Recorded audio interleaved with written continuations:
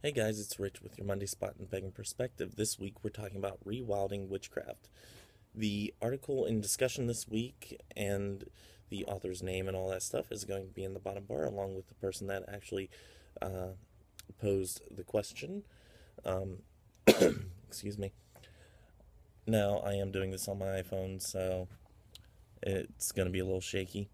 I forgot that today was Monday, so because in America today is President's Day and I head off work. So unless I have on work or unless I'm working, um, then I really don't realize what day it is.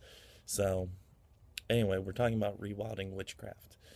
So I didn't read the entire article, and it's fairly long and a little too wordy for my taste. But basically, what I was getting was the gist of, you know, witchcraft used to be more primal, more, in your face type of rituals. We didn't ask, you know, in it harm none type things, stuff like that. And I I don't necessarily think that we should get back to those types of states. I think in certain situations, yes, it is totally called for. In acts of defense, I think it's totally called for that we don't take into consideration those people's feelings, because if they're out to hurt you, then you have every right to defend yourself. Now, with that aside, I don't think that, you know, it's necessarily a bad thing that we're doing things the way we are now or the way we may do things in the future.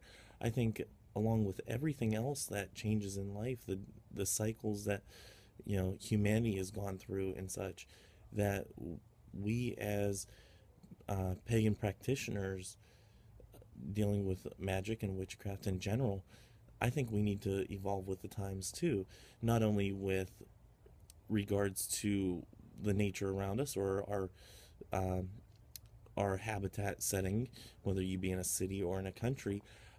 I don't think that that we should necessarily say to hell with big cities, because they do bring a lot of good into the world.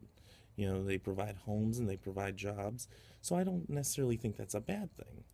Now, do we need the monstrous, you know, industries where we're polluting the environment and such? Not necessarily. Do they bring good things into the world? Absolutely. But if we can find a more economical way of, an environmental way of doing business, I think that would totally be, you know, more beneficial to mankind, not only to pay the pagan community, but to mankind as a whole. Um, so I don't necessarily condone getting rid of everything. I think that, with certain things, we just need to evolve as people. So if you're living in a big city, then, you have to kind of alter the way that you do ritual. Maybe, instead of, doing a ritual a certain way that you would do it in the wild or in the wilderness, you alter it a little bit to adapt to the setting that you're in now.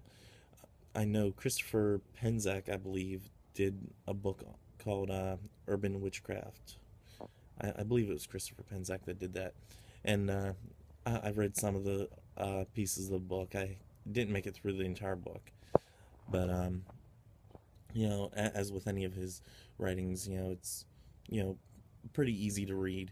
So I would encourage anybody that, is living in the city to go ahead and read something like that. But I don't think that we should necessarily devolve ourselves. I think we should evolve with the times and the way that, you know, witchcraft has become and the way it will become it in the future. So that's basically my views on the whole subject. I I hope you guys got a little something from it. Go ahead and go read the article. I'll post the link in the bottom bar. And may you have a great day and a better tomorrow, and may your ancestors be with you. I'll see you all next month. Bye bye.